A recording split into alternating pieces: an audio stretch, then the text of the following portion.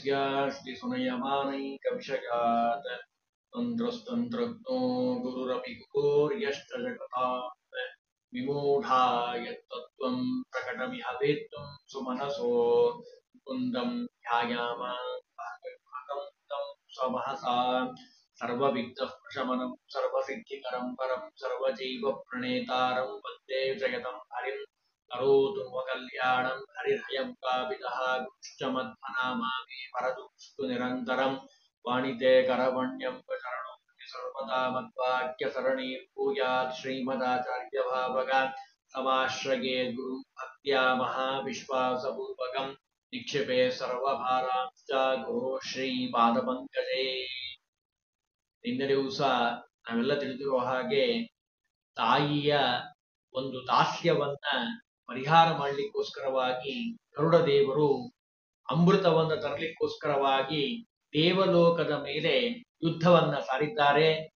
ದೇವಲೋಕ ಅಂದ್ರೆ ಅತ್ಯದ್ಭುತವಾಗಿರುವಂಥದ್ದು. ಇಂದ್ರದೇವರಿಂದ ಪ್ರಾರಂಭ ಮಾಡಿಕೊಂಡು ಎಲ್ಲ ದೇವತೆಗಳು ವಾಸ ಮಾಡುವಂತಹ ಭಗವಂತನ ವಿಶೇಷವಾದ ಅನುಗ್ರಹವನ್ನ ಪಡೆದಂತಹ ಅನಿಮಿಷರು ಅಂತವರನ್ನ ಕರೀತಾರೆ. ಅವರು ವಾಸ ಮಾಡುವಂಥದ್ದು ನಾನು ನಿನ್ನೆನೆ ಹೇಳಿದ ಹಾಗೆ ಬೃಹಸ್ಪತಿ ದೇವಗುರುವಾಗಿರುವಂತಹ ಬೃಹಸ್ಪತಿಯ ಒಂದು ಅನುಜ್ಞೆಯನ್ನ ಪಡೆದಂತಹ ಇಂದ್ರದೇವರು ಯುದ್ಧ ಮಾಡಲಿಕ್ಕೋಸ್ಕರವಾಗಿ ಸಜ್ಜಾಗಿರುವಂಥದ್ದು. ಗರುಡ ದೇವ ವೇಗವಾಗಿ ಬಂದಿದ್ದಾನೆ. ಗರುಡ ಪಕ್ಷಿಗಳ ರಾಜ ಅಂತ ನಾವು ನಿನ್ನೆನೆ ಹೇಳಿದ್ದೇವೆ. ಅತ್ಯಂತ ವೇಗವಾಗಿ ಆಕ್ರಮಣವನ್ನ ಮಾಡ್ಲಿಕ್ಕೋಸ್ಕರವಾಗಿ ದೇವತೆಗಳ ಮೇಲೆ ಆಕ್ರಮಣವನ್ನ ಮಾಡ್ಲಿಕ್ಕೋಸ್ಕರವಾಗಿ ಅವನು ಬಂದಿರುವಂಥದ್ದು. ಅಮೃತವನ್ನ ರಕ್ಷಿಸಲಿಕ್ಕೋಸ್ಕರವಾಗಿ ಮಹಾಪರಾಕ್ರಮಿಗಳಾಗಿರುವಂತಹ ವಿದ್ಯುತ್ತಿನ ಅಗ್ನಿಯಂತೆ ಬಲವುಳ್ಳಂತಹ ತೇಜಸ್ವಿಗಳಾಗಿರುವಂತಹ ಮಹಾವೀರ ಭೌಮನರು ವಿಶ್ವಕರ್ಮರು ಅದನ್ನ ನೇಮನವನ್ನ ಮಾಡ್ತಾ ಇದ್ದಾರೆ. 2 ಘಟಿಕಾದೊಳಗೆ ಅವರೆಲ್ಲರನ್ನು ಸೋಲಿಸಿದ್ದಾರೆ ಗರುಡದೇವರು. ಮಹಾಶಕ್ತಿ ಸಾಮರ್ಥ್ಯ ಭೀಕರವಾದ ಯುದ್ಧ ಆಗಿರುವಂಥದ್ದು. ಆ ಏನು ಭೌಮನರಿದ್ದಾರಲ್ಲ ರಕ್ಷಣೆ ಮಾಡುವಂಥವ್ರು ಗರುಡದೇವರ ಕೊಕ್ಕು ಮತ್ತು ಉಗುರುಗಳಿಂದ ಅವರೆಲ್ಲರನ್ನ ಗಾಯಗೊಳಿಸಿದ್ದಾರೆ ಗರುಡದೇವರು. ಚೂಪಾಗಿರುವಂತಹ ಉಗುರುಗಳು ಕೊಕ್ಕೆಯಿಂದ ದೇವತೆಗಳನ್ನ ಬಹುವಾಗಿ ಗಾಯಗೊಳಿಸಿದ್ದಾರೆ. ಅವರ ಕೈಕಾಲಗಳನ್ನೆಲ್ಲ ತುಂಡರಿಸಿ ಹಾಕಿದ್ದಾರೆ ಗರುಡದೇವರು. ಯಾಕೆ? ಆ ಅಮೃತವನ್ನು ತೆಗೆದುಕೊಳ್ಳಬೇಕು ಅನ್ನೋ ದೃಷ್ಟಿಯಿಂದ. ಏವಂ ಸಲೋಂಡ ಶ್ಲೋಕದಲ್ಲಿ ಹೇಳ್ತಾರೆ ಮಹಾಭಾರತ ಆದಿಪರ್ವದಲ್ಲಿ, ಪಕ್ಷತುಂಡ ಪ್ರಹಾರಯಿಸ್ತು ದೇವಾಂಸ ವಿದಹಾರಹ. ಗರುಡದೇವರ ಶಕ್ತಿ ಸಾಮರ್ಥ್ಯ ಅಂಥದ್ದು. ವಾಯುದೇವರಿಗೆ ಇಂದ್ರದೇವರು ಹೇಳಿದ್ರು, ವಾಯುವಿಗೆ ಇಲ್ಲ ನಿನ್ನ ಗಾಳಿಯಿಂದ ಎಲ್ಲವನ್ನ ಚದುರಿಸಿ ಹಾಕು. ಭರ್ಜರಿಯಾಗಿರುವಂತಹ ಗರ್ಜನೆ ಕೇಳ್ತಾ ಇದೆ. ಭೀಕರವಾಗಿರುವಂತಹ ಪ್ರಹಾರ. ಎಲ್ಲ ಕಡೆ ಯುದ್ಧದ ವಾತಾವರಣ. ಕವಚ ಕುಂಡಲಗಳನ್ನು ಧಾರಣೆ ಮಾಡಿದ್ದಾರೆ ಇಂದ್ರಾದಿ ದೇವತೆಗಳು. ಪಟ್ಟಿಶ ಪರಿಶ ಶೂಲ ಗದೆ ಇವೆಲ್ಲ ಆಯುಧಗಳ ಹೆಸರು. ಈಗ ನಮಗೆ ನೋಡ್ಲಿಕ್ಕೆ ಸಿಗುವಂಥದ್ದು ಒಂದು ಶೂಲ ಮತ್ತು ಗದೆ. ಇವೆಲ್ಲ ಪಟ್ಟಿಶ ಪರಿಶ ಅಂತ ದೇವತೆಗಳು ಉಪಯೋಗಿಸುವಂತಹ ಆಯುಧಗಳು. ಅವೆಲ್ಲವನ್ನ ಪ್ರಹಾರ ಮಾಡಿದ್ದಾರೆ. ಅಗ್ನಿ ಸಮಾನವಾಗಿ ಧಗ ಧಗ ಧಗ ಧಗ ಉರಿಯುವಂತಹ ಶುರಪ ಸೂರ್ಯನಂತೆ ಥಳಥಳ ಥಳ ಹೊಳೆಯುವಂತಹ ಚಕ್ರಾಯುಧ ಅನೇಕ ಆಯುಧಗಳನ್ನ ಬಳಸಿದ್ದಾರೆ. ಆಕ್ರಮಣ ಮಾಡಬೇಕು ಗರುಡದೇವರ ಮೇಲೆ ಅಂತ ಹೇಳಿ. ಆಕ್ರಮಣ ಪ್ರತ್ಯಾಕ್ರಮಣ ಇಬ್ರಿಗೂ ಯುದ್ಧ ಜೋರಾಗಿ ನಡೀತಾ ಇದೆ. ಧೈರ್ಯದಿಂದ ಗರುಡದೇವರು ಮುಂದೆ ಹೋಗ್ತಾ ಇದ್ದಾರೆ. ಎಲ್ಲ ದೇವತೆಗಳನ್ನ ಸೋಲಿಸ್ತಾ ಇದ್ದಾರೆ, ಮುಂದೆ ಹೋಗ್ತಾ ಇದ್ದಾರೆ. ಪಕ್ಷಾಭ್ಯಾಂ ಮುರಸಾ ಚೈವ ಸಮಂತಾತ್ ಅಂದ್ರೆ ಪಕ್ಷಿಗಳ ರಾಜನಾಗಿರುವಂತಹ ಗರುಡ ಮುಂದೆ ಹೋಗ್ತಾ ಇದ್ದಾರೆ. ಎಲ್ಲ ದೇವತೆಗಳನ್ನು ಸೋಲಿಸಿ ಅತಿಯಾದ ವೇಗದಿಂದ ಹೋಗುವಂತಹ ಈ ಗರುಡ ದೇವನನ್ನ ಹೇಗಾದ್ರೂ ಮಾಡಿ ತಡೆಯಬೇಕು ಅಂತ ಹೇಳಿ ಭಾರಿ ಪ್ರಯತ್ನವನ್ನ ಮಾಡ್ತಾ ಇದ್ದಾರೆ. ಯಾರ್ಯಾರು ಎಲ್ಲೆಲ್ಲಿ ಓಡಿ ಹೋದ್ರು ಅಂತನೂ ವರ್ಣನೆ ಮಾಡ್ತಾ ಇದೆ ಮಹಾಭಾರತ. ಗಂಧರ್ವರು, ರುದ್ರರು, ವಸುಗಳು ಇವರೆಲ್ಲ ದಕ್ಷಿಣಕ್ಕೆ ಓಡೋಗಿದ್ದಾರಂತೆ. ಸಾಧ್ಯರೆಲ್ಲ ಪೂರ್ವ ದಿಕ್ಕಿಗೆ ಓಡೋಗಿದ್ದಾರೆ. ಆದಿತ್ಯರು ಪಶ್ಚಿಮ ದಿಕ್ಕಿಗೆ ಓಡೋಗಿದ್ದಾರೆ. ನಾಸತ್ಯದ್ರಸರು ಅವರು ಉತ್ತರ ದಿಕ್ಕಿಗೆ ಓಡೋಗಿದ್ದಾರೆ. ಇವರನ್ನೆಲ್ಲ ಓಡಿಸಿ ಗರುಡ ದೇವರ ಶಕ್ತಿ ಸಾಮರ್ಥ್ಯ ನೋಡ್ರಿ ಎಂಥದ್ದು. ಮತ್ತೆಲ್ಲಿ ಬಂದು ಬಿಡ್ತಾನೋ ಗರುಡ ಅಂತ ಹೇಳಿ ಎಲ್ಲರೂ ಓಡ್ ಹೋಗ್ತಾ ಇದ್ದಾರೆ.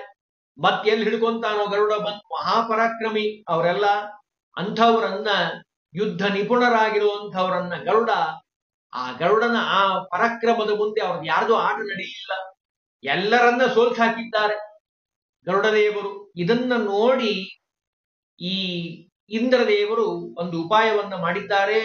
ಅಶ್ವಕ್ರಂದ, ರೇಣುಕ, ಕ್ರಥನ, ತಪನ, ಊಲು, ಶ್ವಸನ, ನಿಮೇಶ, ಪ್ರಕುಜ, ಪುಲಿನ ಅನ್ನುವಂತಹ 9 ಜನ ಏಕಕಾಲಕ್ಕೆ ಬಂದಿದ್ದಾರೆ ಗರುಡ ದೇವರ ಮೇಲೆ ಯುದ್ಧವನ್ನು ಮಾಡಬೇಕು, ಗರುಡ ದೇವರನ್ನ ಓಡಿಸಬೇಕು ಅಂತ ಹೇಳಿ.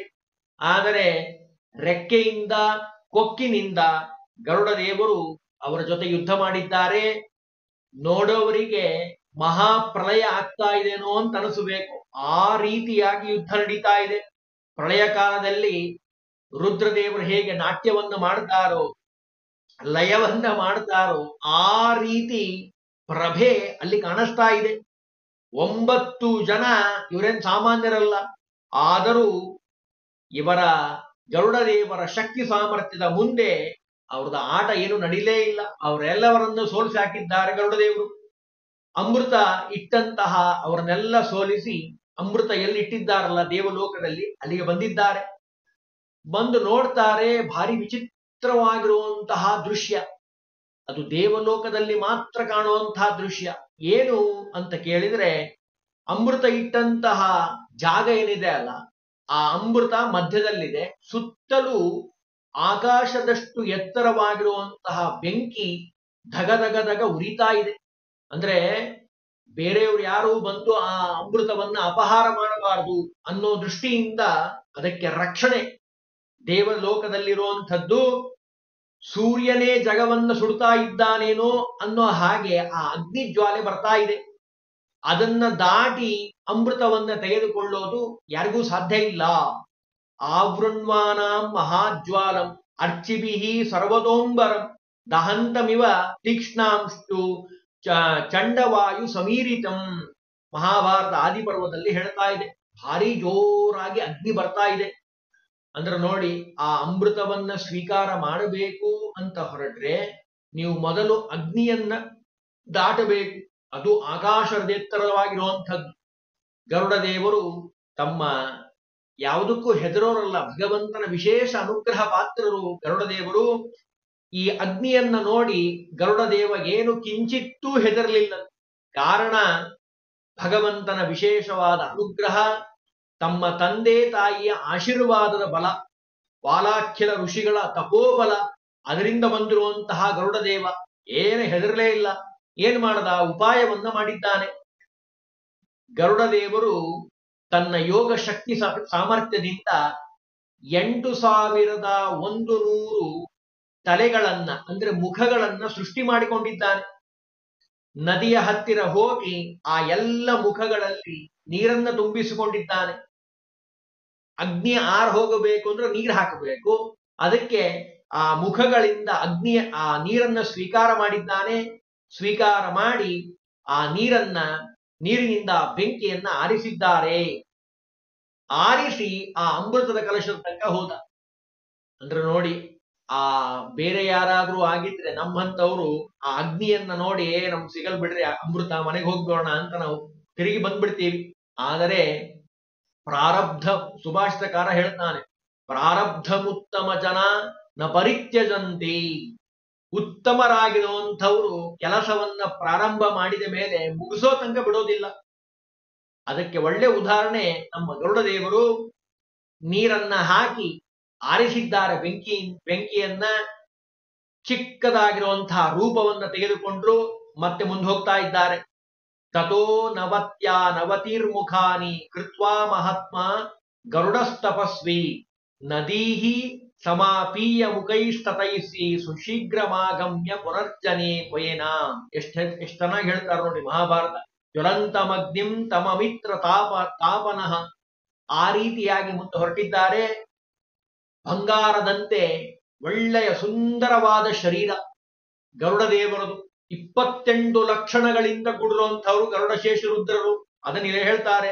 ಸುಂದರವಾಗಿರುವಂತಹ ರೂಪವನ್ನು ತೆಗೆದುಕೊಂಡು ನದಿ ವೇಗವಾಗಿ ಸಮುದ್ರವನ್ನ ಹೇಗೆ ಪ್ರವೇಶ ಮಾಡ್ತದೋ ಆ ರೀತಿಯಾಗಿ ಆ ಅಮೃತ ಕಲಶ ಇಟ್ಟಂತಹ ಜಾಗಕ್ಕೆ ಹೋಗಿದ್ದಾರೆ. ಹೋದಂತಹ ಸಂದರ್ಭದಲ್ಲಿ ಹೋಗಿ ಬಿಡಪ್ಪ, ಅಗ್ನಿ ಇತ್ತು, ಆ ಅಗ್ನಿ ಪರಿಹಾರ ಆಯ್ತು, ಇನ್ನೇನ್ ತಗೊಂಡ್ಬೋಣ ಆ ಅಮೃತದ ಕಲಶವನ್ನ ಅಂದ್ರೆ ಅದಕ್ಕೆ ಮತ್ತೆ ಇನ್ನೂ ಸೆಕ್ಯೂರಿಟಿ ಆಗಿ ಇಟ್ಟಿದ್ದಾರೆ. ನೋಡಿ ದೇವತೆಗಳ ಸ್ವಭಾವ ಹೇಗಿದೆ, ಭಗವಂತನ ವ್ಯವಸ್ಥೆ. ಅಲ್ಲಿ ಅಮೃತದ ಕಲಶದ ಸುತ್ತ ಒಂದು ಕಬ್ಬಿಣದ ಚಕ್ರ ಸುತ್ತಾ ಇತ್ತು. ಅದಕ್ಕೆ 8 ದಿಕ್ಕುಗಳಲ್ಲಿ ಚೂಪಾದ ಅಲಗುಗಳಿದ್ದಾವೆ. ಅಂದ್ರೆ ಅದನ್ನ ದಾಟಿ ಹೋಗ್ಬೇಕು ನೀವು. ಯಾರಾದ್ರೂ ಕೈ ಹಾಕಿದ್ರು ಅಂದ್ರೆ ಕೈಯೇ ಕತ್ತರಿಸಿ ಹೋಗ್ತದೆ. ಅಂತಹ ಚೂಪಾಗಿರುವಂಥದ್ದು ಕೋಟಿ ಕೋಟಿ ಸೂರ್ಯ ಅಗ್ನಿಯನ್ನ ಮೀರಿಸುವಂತಹ ಪ್ರಭೆ, ಅಷ್ಟು ಫಳಫಳ ಹೊಳಿತಾ ಇದೆ. ಯಾರಾದ್ರೂ ಅಮೃತವನ್ನ ಅಪಹಾರ ಮಾಡ್ಲಿಕ್ಕೆ ಹೋದ್ರು ಅಂದ್ರೆ ಚೂರ್ ಚೂರಾಗಿ ಹೋಗ್ತಾರೆ. ಅಂತಹ ಅದು ಆ ರಚನೆ ಮಾಡಿರೋದೇ ಆ ರೀತಿಯಾಗಿ ಮಾಡಿದ್ದಾರೆ. ಆ ಚಕ್ರದ ಅಲುಗುಗಳಲ್ಲಿ ಸಿಕ್ಕದೆ ಆ ಅಮೃತದ ಕಲಶವನ್ನು ತೆಗೆದುಕೊಳ್ಳಬೇಕು. ಎಷ್ಟು ಜಾಣತನ ನೋಡಿ. ಅದಕ್ಕೆ ಚಿಕ್ಕ ರೂಪವನ್ನ ತೆಗೆದುಕೊಂಡು 2 ಅಲಗುಗಳ ಮಧ್ಯೆ ಗರುಡ ದೇವರು ಹೋಗಿದ್ದಾರೆ. ಚಕ್ರದ ಕೆಳಬದಿಯಲ್ಲಿ ಆಯ್ತಪ್ಪ, ಚಕ್ರದ ಸುತ್ತಲೂ ಸುತ್ತಾ ಇದೆ, ಆ ಅಲಗುಗಳನ್ನು ದಾಟಿ ಹೋದ್ವಿ, ನಮ್ಗೆ ಅಮೃತ ಸಿಕ್ತು, ತಗೊಂಬರೋಣ ಅಂದ್ರೆ ಅದರ ಕೆಳಭಾಗದಲ್ಲಿ 2 ಶ್ರೇಷ್ಠವಾಗಿರುವಂತಹ ಸರ್ಪಗಳಿದ್ದಾವೆ. ಅವು ಕಾಯ್ತಾ ಇರ್ತಾವೆ. ನಿಧಿಯನ್ನ ಕಾಯ್ಲಿಕ್ಕೆ ಸಾಮಾನ್ಯವಾಗಿ ನಾವು ಲೋಕದಲ್ಲಿ ಕಾಣ್ತಿರ್ತೀವಿ.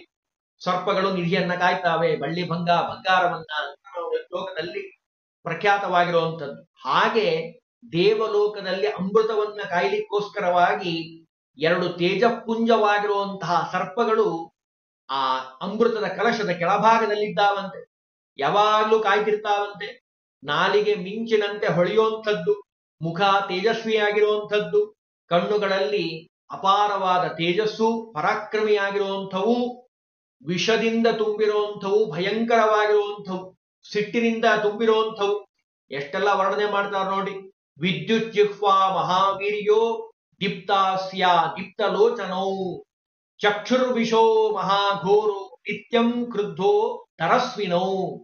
ಆದಿಪರ್ವದಲ್ಲಿ ಬರುವಂತಹ ಮಾತು. ಅಂದ್ರೆ ಅಷ್ಟು ಭಯಂಕರವಾಗಿದ್ದಾವೆ. ಅಂದ್ರೆ ಅವನ್ನೂ ದಾಟಿ ಹೋಗ್ಬೇಕು ನೀವು, ಇಲ್ಲ ಅಂದ್ರೆ ಕಚ್ಚಿ ಆ ಪ್ರಾಣ ಹೋಗುವಂಥದ್ದು. ಅವೆರಡರ ಕಣ್ಣುಗಳಲ್ಲಿ ಯಾವಾಗಲೂ ಸಿಟ್ಟು ತುಂಬಿರುವಂಥದ್ದು.